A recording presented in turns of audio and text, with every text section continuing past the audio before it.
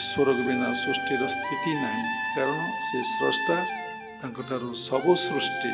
ई बोध आसिले आपण भगवान को आपणार करने थरे चिंता करी देखिले प्रत्येक कर्मरे, प्रत्येक चिंतारे, प्रत्येक भावनारे आपण तांको स्मरण करूछंती। कि आपण फूलमाळ देइछि तुमे, कि चपलमाळ देइछि तुमे, कि फूल चपलमाळ देइनि ता भी तुमे, कि खाइबा देइछि तुमे, कि तुमठो नहीं जाइछि तुमे, काहाको देइ देइछो तुमे।